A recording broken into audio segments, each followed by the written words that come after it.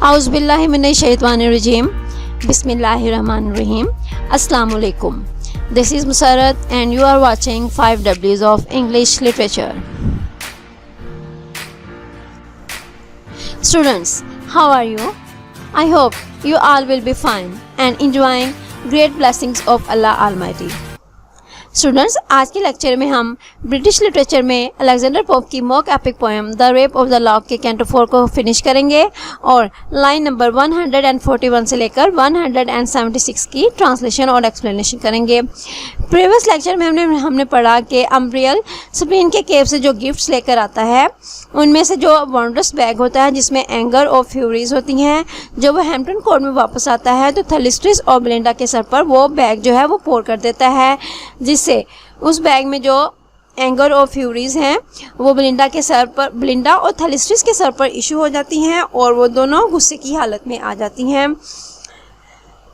थलिस्ट्रिस गुस्से की हालत में बेलिंडा को एड्रेस करती है और उसके एंगर को और रोज करती है, उसको ब्लो करती है कि क्या तुमने ये दिन देखने के लिए अपने बालों की इतनी कांस्टेंट और कंटिन्यूस केयर की थी कि तुम्हारे बालों की लट को एक लवर यानी बैरन काट ले और पब्लिक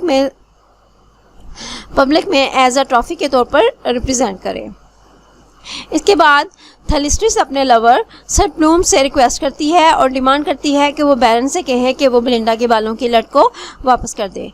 सर प्लूम बैरन से 18th सेंचुरी की स्लैंग लैंग्वेज में रिक्वेस्ट करता है कि वो बेलिंडा की बालों की लट को वापस कर दे, लेकिन बैरन उसकी रिक्वेस्ट को रिफ्यूज़ कर देता है और कहता है कि वो बेलिंडा की बालों की लट को अपने हाथों में एक रिंग के तौर पर पहने रखेगा जब तक वो जिंदा रहेगा। इसके बाद आज का लेक्चर स्टार्ट करते हैं। Canto 4 line number 141।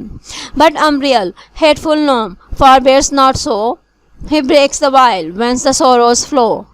But Umbriel, लेकिन अम्ब्रियल हेटफुल नोम जो कि एक हेटफुल नोम है, फॉरबेयर्स नॉट सो इसी चीज़ को बर्दाश्त नहीं करता, ही ब्रेक्स द वाइल वो उस स्मॉल ग्लास बॉटल को तोड़ देता है, व्हेंस द सोरोज फ्लोज और उस बॉटल से जो सोरोज हैं वो फ्लो करना शुरू कर देते हैं यानी बाहर आ जाते हैं। जब अम्ब्रियल देखता है कि बैरन जो है वो थलिस्ट्रिस और सर प्लूम की रिक्वेस्ट से उस पर कोई असर नहीं हुआ और वो बेलिंडा की बालों को लट को वापस करने से रिफ्यूज़ कर देता है, तो वो क्या करता है, वो जो स्मॉल ग्लास बॉटल स्प्लिन के केव से लेकर आया है वो बेलिंडा के सर पर पोर कर देता है, जिससे जो सारी सोरोज और सारे जो दुख हैं वो बेलिंडा के सर पर फ्लो हो जाते हैं। देन सी, देखो, the nymph in beauteous grief appears, her eyes half languishing, half drowned in tears. Then see, देखो, the nymph in beauteous grief appears. nymph यानी जो बेलिंडा है वो एक beauteous grief की हालत में अपीयर करती है, यानी बेलिंडा के जो एंगर है वो ग्रीफ में चेंज हो जाता है और वो ग्रीफ की हालत में सामने आती है। her eyes half languishing, उसकी आंखें जो हैं वो आधी डूबी हुई हैं, half drowned in tears और आधी जो हैं वो आंसुओं से भरी हुई हैं। On her heaved bosom hung her drooping head, which with a sigh she raised, and thus she said, drooping to hang down, लटका हुआ। उसके heaved bosom यानी उसके भारी सीने पर उसका जो सर है वो लटका हुआ है, which जिसको वो with a sigh एक कराह के साथ एक सिसकी के साथ she raised वो उठाती है, and thus she said और इस तरह से कहती है, एड्रेस करती है, forever cursed be this detested day which snatched my best, my favorite curl away. Detested, dislike, hate, नफरत करना, किस चीज़ को नापसंद करना।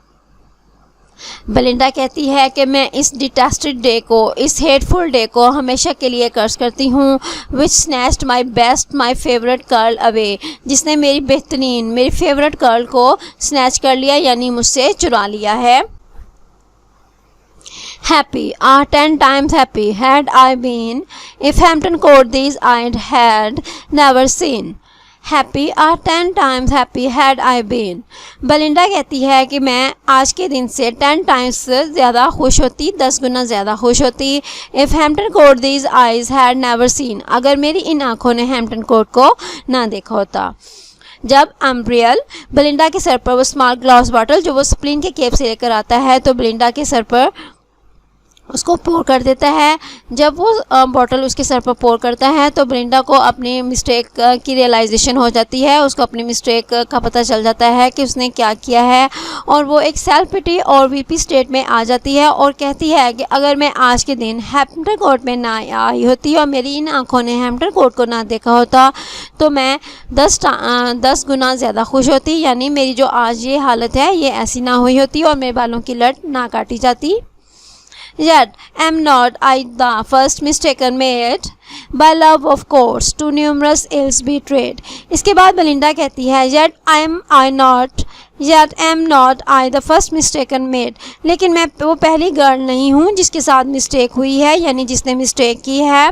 by love of course to numerous ills betrayed, ये जो लव है यानी जो कोर्स का लव है, कोर्स में जो आना है, इसकी वजह से जो न्यूमरस इल्स हैं वो बहुत सी गर्ल्स ने न्यूमरस इल्स उनके साथ हुई हैं।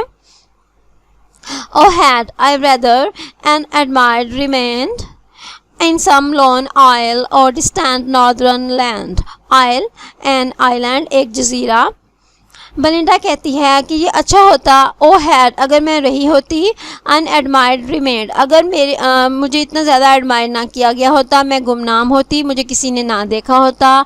इन सम लोन आइल एक जो अकेला जजीरा है, दूर दराज के एक आइलैंड में मैं रही होती, और डिस्टेंट नॉर्दर्न लैंड और जो डिस्टेंट नॉर्दर्न एरिया है मैं वहाँ पर रही होती तो ये बहुत अच्छा होता।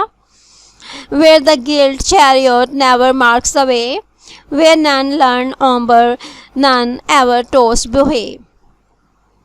बेलिंडा कहती है कि मैं एक ऐसे आइलैंड में रही होती जहाँ पे मुझे किसी ने एडमायर ना किया होता, यानी मैं गुमनाम होती, जहाँ पर कोई गिल्ट चैरियट जो यानी जो डेकोरेटेड बग्गियाँ हैं, जो डेकोरेटेड कैरिज हैं, वो कभी भी वहाँ पर ना आए होते, उन्होंने वहाँ पर कभी भी अपने वे जो हैं वो मार्क ना किए होते। वेयर नन लर्न ओम्बर, और वहाँ पर कोई भी ओम्बर की कार्ड्स की जो एक गेम है वो कोई किसी को खेलनी ना आती होती। नन एवर टेस्ट बोही, और ना ही किसी ने वहाँ पर जो ब्लैक टी है उसको टेस्ट किया होता, तो ये बहुत अच्छा होता कि मैं अनएडमायर्ड ही रहती। There kept my charms concealed from mortal eye, like roses that in deserts bloom and die। वहाँ पर मेरी जो चार्म्स हैं, मेरी ब्यूटीज़ जो हैं, कंसील्ड फ्राम मॉर्टल आई, ये जो इंसानों की आंखें हैं, जो लवर्स की आंखें हैं, उनसे कंसील्ड छुपी रहती।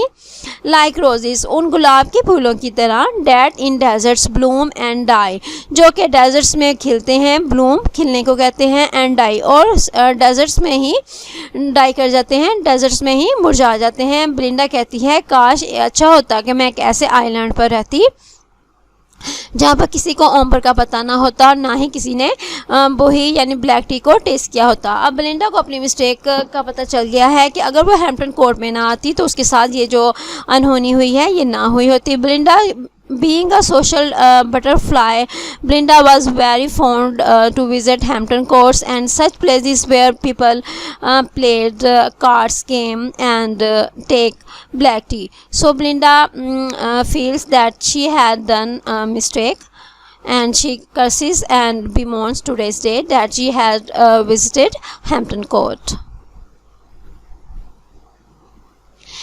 What moved my mind with youthful lords to roam, or had I stayed and said my prayers at home? What moved, किसने मेरे माइंड को मूव किया, यानी किसने मुझे मजबूर किया विद यूथफुल लॉर्ड्स टू रोम, कि मैं जो यूथफुल लॉर्ड्स हैं, जो जवान लॉर्ड हैं, उनके साथ मैं रोम करूं, उनके साथ मैं फिरूं। और हैड आई स्टेड, और अगर मैं स्टे किया होता, and said my prayers at home, और घर पे अपनी प्रेयर्स को मैंने अदा किया होता, तो ये जो इंसिडेंट हुआ है ये मेरे साथ ना हुआ होता। तो Thus, the morning omen seemed to tell. Thrice from my trembling hand the patchbox fell. The tottering china shook without a wind. Nay, Paul sat mute, and chalk was most unkind. Twice it was this, यही था, the morning omen seemed to tell, जिसने मुझे सुबह के वक्त, जिसने मुझे ओमन किया था, सुबह के वक्त जो मुझे एक साइन दिखाई दिया था। Thrice from my trembling hand, 3 दफ़ा मेरे ट्रम्बलिंग हैंड, मेरे कांपते हुए हाथों से जो पैच बॉक्स था वो गिरा था।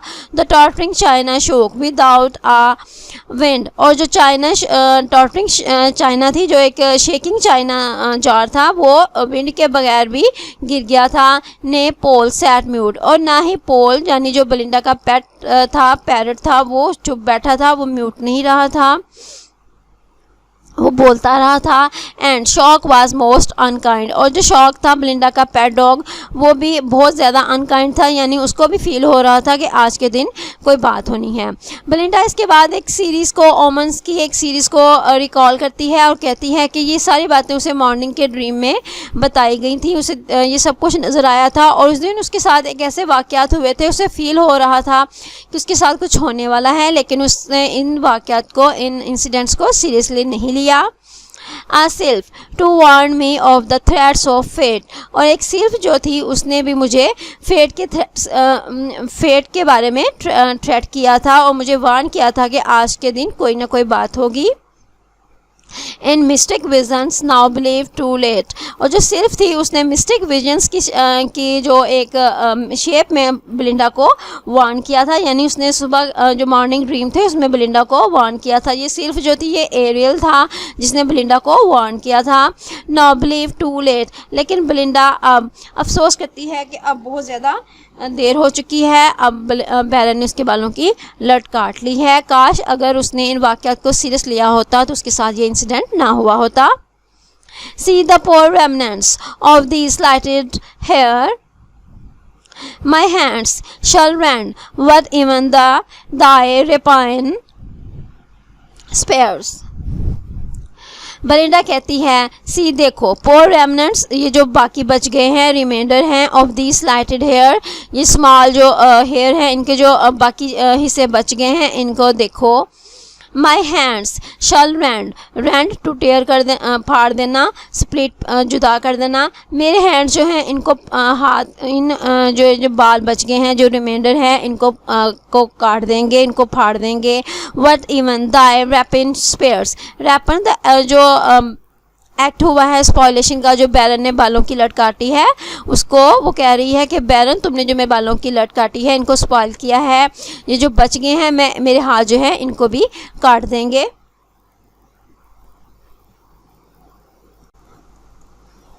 These into sable ringlets taught to break once gave new beauties to the snowy neck। sable black, Belinda कहती है कि ये जो 2 ब्लैक रिंगलेट्स थी, यानी जो मेरी जो कर्ल्स थी, taught to break once gave new beauties to the snowy neck, इन कर्ल्स ने मेरी जो स्नोई नेक है, मेरी जो वाइट नेक है, इनको एक बहुत ज़्यादा खूबसूरत बना दिया था, और इनकी वजह से मुझे बहुत ज़्यादा ब्यूटी मिली थी। The sister lock now sits uncouth alone, and in its fellow's fate foresees its own। Sister lock, Belinda की जो दूसरी लॉक थी उसको बेलिंडा ने सिस्टर लॉक कहा है, यानी बेलिंडा की नेक पे जो दोनों तरफ एक एक लट थी, उसमें से एक बैरन ने काट ली थी, और जो दूसरी रह गई थी उसको बेलिंडा ने सिस्टर लॉक कहा है। बेलिंडा कहती है कि जो सिस्टर लॉक है, now sits uncouth lacking of ease and pleasure को कहते हैं, यानी जिसमें किसी चीज़ की आसानी और खुशी की कमी हो, उसको अनकाउंट की स्टेट कहते हैं। बेलिंडा कहती है कि जो सिस्टर लॉक है वो अनकाउंट स्टेट में अब बैठी हुई है, अलोन, अकेली है, and in its fellow's fate, और जो इसकी फेलो की फेट हुई थी, यानी जो दूसरी लट के साथ जो कुछ बैरन ने किया था उसको काट लिया था। फॉर सीज इट्स ओन, उसको अपना जो फ्यूचर है वो नज़र आ रहा है, यानी अब उसको भी बैरन काट लेगा, उसका साथ उसकी फेट भी ऐसी ही होगी। अनकर्ल्ड इट हैंग्स, अभी अनकर्ल्ड है और अनकर्ल्ड स्टेट में ये लटक रही है। द फैटल शेयर्स डिमांड्स, और अब इसको ये डिमांड कर रही है कि जिस फैटल शेयर्स के साथ, यानी जिस फैटल सीजर के साथ बैरन ने उस बेलिंडा की एक लट काटी थी, उसके साथ इसको भी काट दिया जाए। बेलिंडा अब बैरन से रिक्वेस्ट करती है कि उसके दूसरे बालों की लट को भी काट दे, क्योंकि अब उसकी जो ब्यूटी है वो ख़त्म हो चुकी है। एक लट के साथ बेलिंडा जो है वो खूबसूरत नहीं लग रही। and tempts one more thy sacrilegious hands। अब ये जो एक लट रह गई है वो तुम्हें टेम्प्ट कर रही है, एंटाइस करना यानी तरगीब देना। अब वो बैरन को टेम्प्ट कर रही है, एंटाइस कर रही है। वंस मोर दाई सैक्रिलीजियस हैंड, बैरन जो तुम्हारे प्रोफेन हैंड्स हैं यानी जो तुम्हारे नापाक हाथ हैं, जिन हाथों के साथ तुमने मेरे एक लट को काटा है, उन्हीं जो प्रोफेन हैंड्स हैं, उन्हीं नापाक हाथों से तुम मेरी दूसरी लट डिमांड कर रही है कि तुम उसी सीज़र के साथ मुझे भी काट दो, क्योंकि अब मेरी खूबसूरती ये दूसरी लट के बगैर कुछ भी नहीं है, अब मैं अकेली रह गई हूँ। Oh, hadst thou, cruel, been content to seize hairs less in sight, or any hairs but these। Belinda Baron को रिक्वेस्ट करके कहती है, उसको एड्रेस करती है, ओ हैडस दो, अगर ऐसा हुआ होता कि तुमने क्रोल ए जालिम शख्स, बीन कंटेंट टू सीज, तुम इसी बात पर मुतमईन रहे होते कि तुम चुरा लेते, हेयर लेस इनसाइड, मेरे वो हेयर्स यानी मेरे हेड पे वो वाले हेयर जो ज़्यादा प्रोमिनेंट नहीं हैं, जो मेरी खूबसूरती को बढ़ा नहीं रहे, इन लटों के अलावा तुमने उन हेयर्स को काटा होता, और एनी हेयर्स बट दिस, और इसके अलावा किसी और हेयर को यानी और किसी बालों को काटा होता, लेकिन इनके अलावा यानी मेरी इन लटों के अलावा तुमने मेरे जो हेड के दूसरे बाल हैं उनको काटा होता, तो ये बहुत अच्छा होता, क्योंकि अब मैं जो अपनी ब्यूटी है वो पब्लिक के सामने पेश नहीं कर सकती, अब मैं लोगों के सामने इस हालत में नहीं आ सकती। यहाँ पर हम देखेंगे कि जो सारा मसला जो है, सारा जो प्रॉब्लम है वो पब्लिक रेपुटेशन का है।